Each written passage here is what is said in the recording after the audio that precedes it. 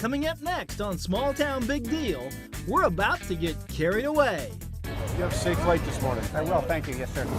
Hang on and get ready to go into the wild blue yonder. I know you two have a really cool job, but I am paid to get high, okay?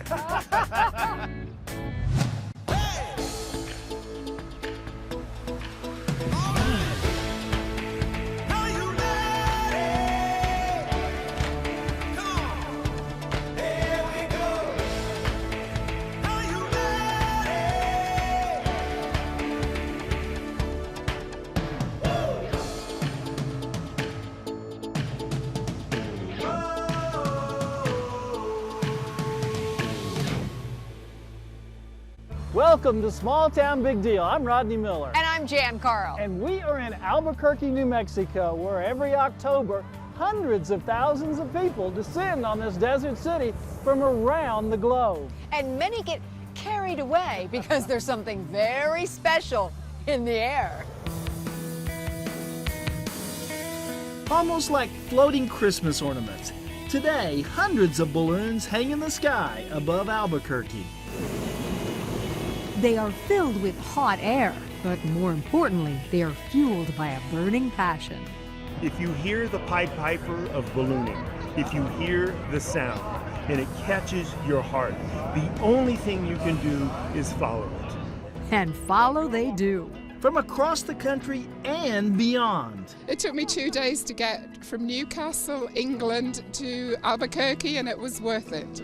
They've made this pilgrimage to the annual Albuquerque International Balloon Fiesta. For 10 days, hundreds of balloonists lift off into the still morning air. For a few hours, the skies here are transformed into an atmospheric canvas, dotted with different shapes and colors. And when it comes to creativity, the sky really is the limit. There's a koala bear. Now look at the baby seal. Is that a wolf there? I think it's a wolf. Look at the big cow. Albuquerque sits smack in the middle of New Mexico. During the festival, the city's population of 500,000 inflates to nearly twice that size. Souvenir toys, balloons here, folks! Now, on a show about small towns, size matters. So what is it about this story that makes it small town worthy? Balloon Fiesta is its own small town. It's a community of balloonists. It's a community of volunteers. And I use my vacation time for this. It's a community of chase crews. Go get them! Go get them! It's a great community that exists for about 10 days out of the year. And I'll tell you, for those 10 days, there's no place I'd rather be. Today, this International Balloon Fiesta is the largest gathering of its kind anywhere in the world. That says a lot, considering it started as a radio station promotion back in 1972 with just 13 balloons. But the event, simply held in the parking lot of a local shopping mall, attracted over 20,000 spectators.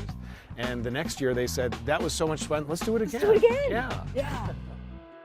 A day at Balloon Fiesta starts early, before the sun rises over the nearby Sandia Mountains. Thousands enter the Fiesta Fairgrounds, tired and blurry-eyed. But then comes the crowd's unique wake-up call. The very first balloons of the day flicker slowly by.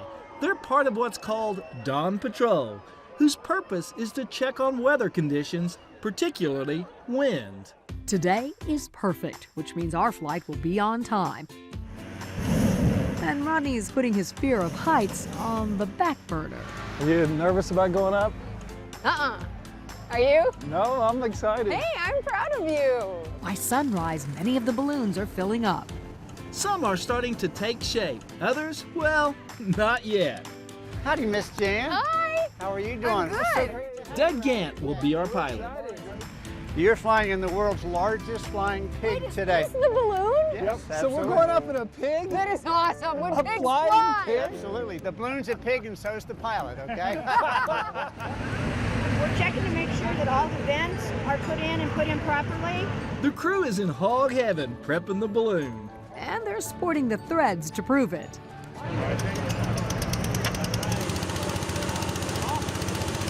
We look at the fabric, we look for rips. Me and Doug walked around to make sure there are no rips or holes in it. We look at how it's inflating and filling up. We thought that might be important. Thank you for doing that. How we doing, Sherry? We all right? We're good. Are you getting nervous now? A little bit. Gonna be a pretty day in Albuquerque. Bring the sidelines in. Hands on, we're releasing here. Hey, we're airborne.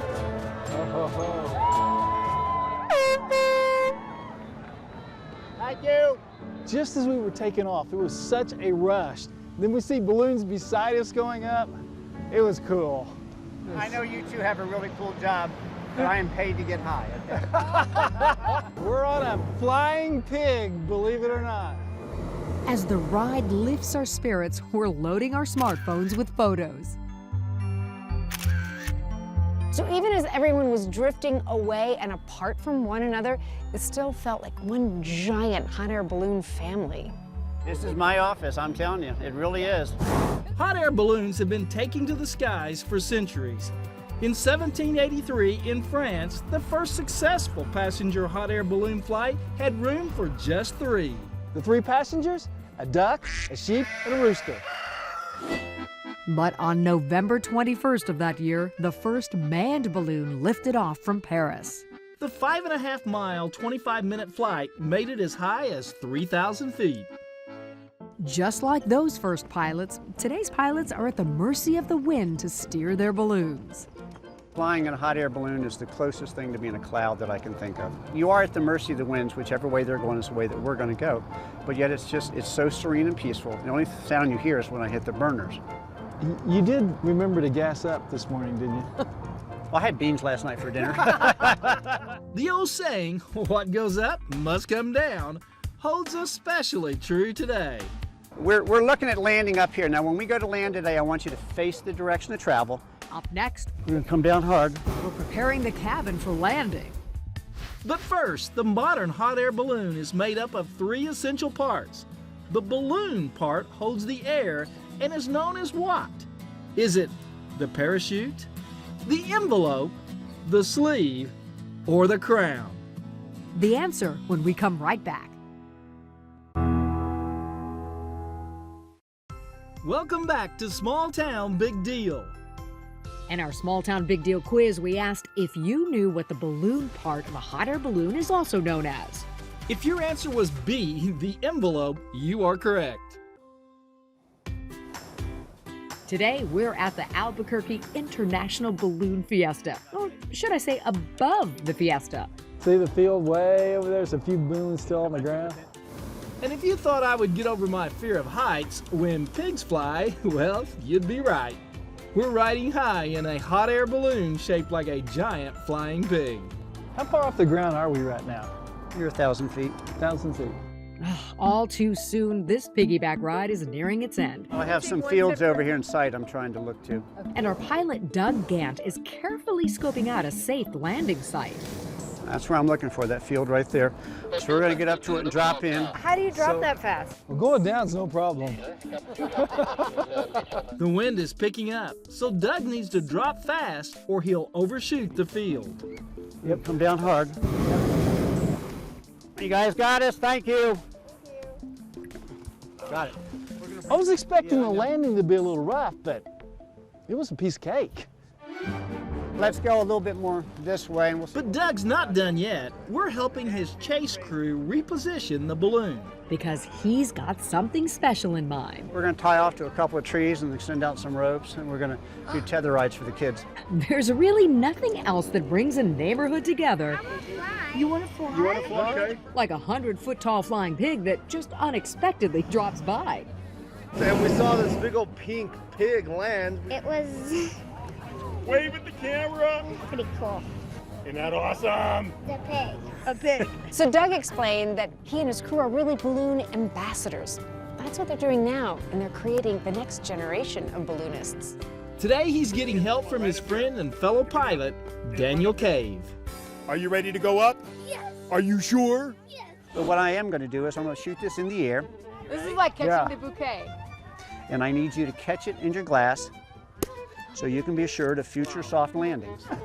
So that means a rough landing next time? That's right, absolutely. No balloon ride is complete without a champagne toast. but ours is the sparkling non-alcoholic version.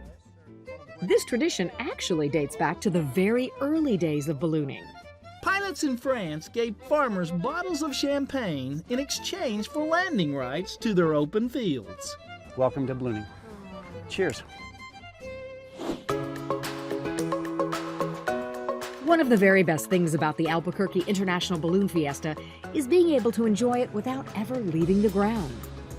Just look up and you'll be mesmerized by an ever-changing kaleidoscope of shape and color in the sky. It all looks so passive, but don't be fooled.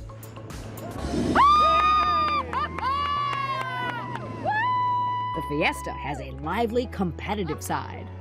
We have a competition that allows pilots to kind of strut their stuff. Let's see how good you are at reading the winds. Are you able to get the ring on the ring toss? They will win cash prizes.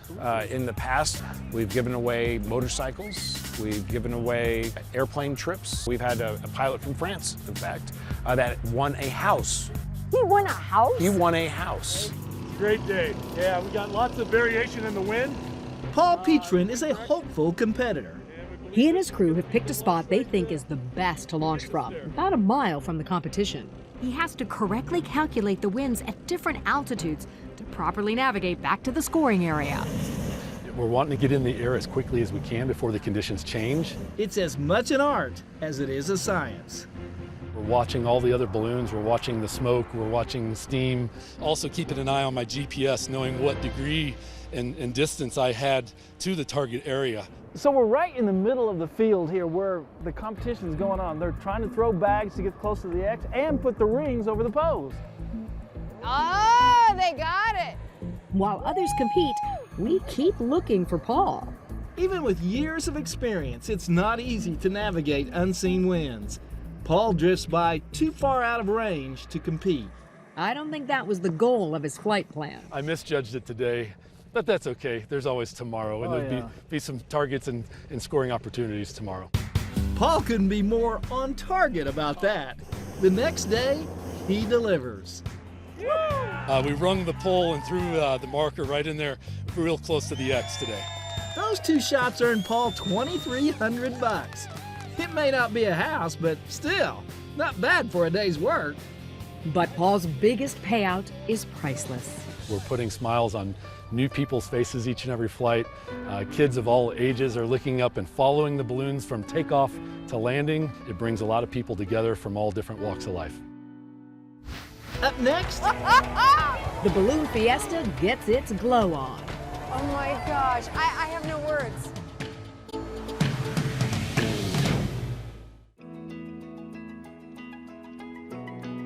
Welcome back to Small Town Big Deal. You know, here in Albuquerque, New Mexico, traffic jams come in all shapes and sizes.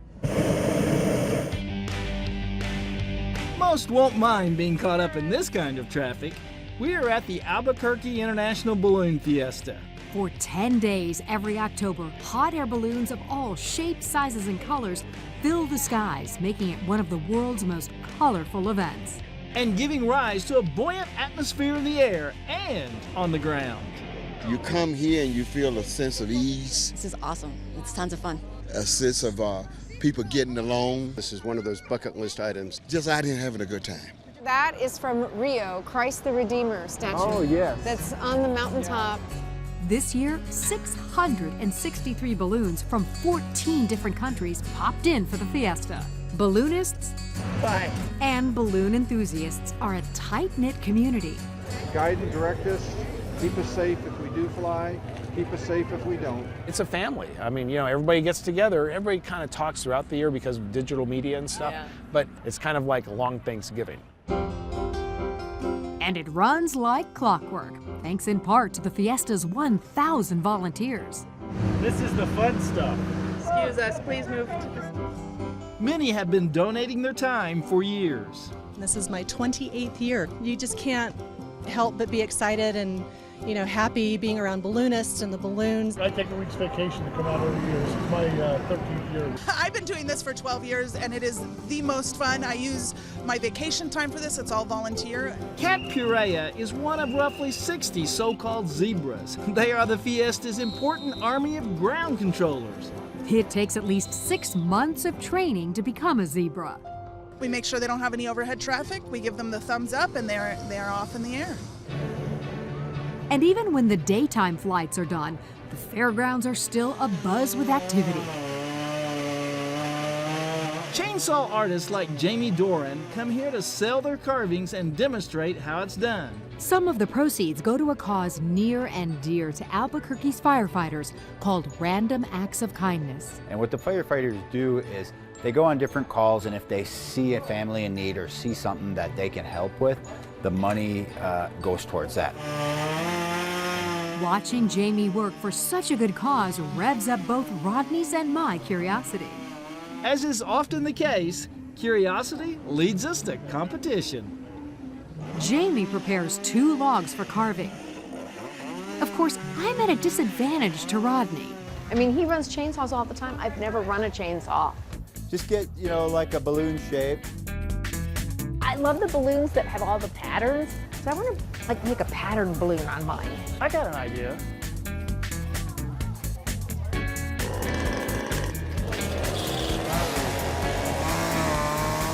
It's a lot harder to use it as a tool of art than just sawing logs.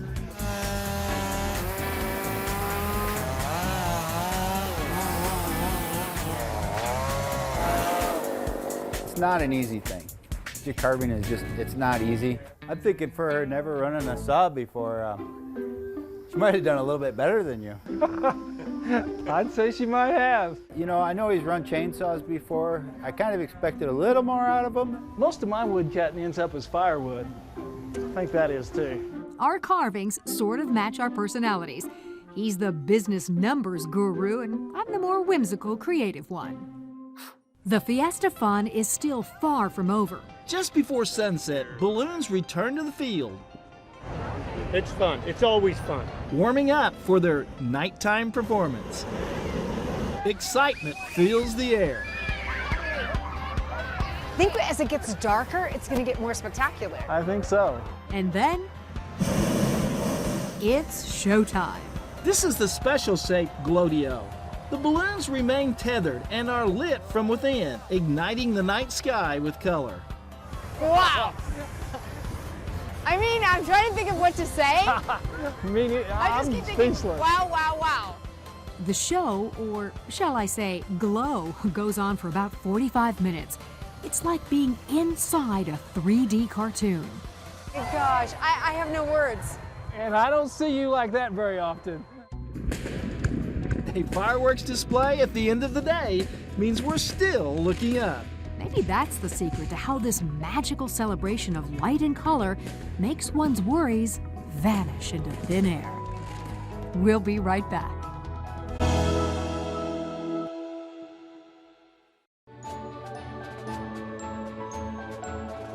We hope you've enjoyed this episode of Small Town Big Deal. And we hope you've enjoyed getting carried away along with us. Going up in a hot air balloon is something I never thought I'd do. And you know what? If this is not on your bucket list, or if you don't have a bucket list, make one and put this on it, because it's amazing. I'm kind of thinking about getting one of these. They're not that expensive. He's literally been talking about that, seriously. So, you know what? Keep looking up. You never know when a Small Town Big Deal balloon might just float over your house. I'm Rodney Miller. And I'm Jan Carl. Join us again next week when once again we celebrate the great stories from across America. Pigs don't have arms. Well, when it's a balloon, it could be anything. Yeah, penguins don't have cameras either. You know, just saying. It's a giant parrot, I think. Like it's its beak. Is that its beak? That's like this. I know. It's kind of like you're in New York City or something. You're looking up at all the tall buildings. But it's okay here. There you look like a tourist.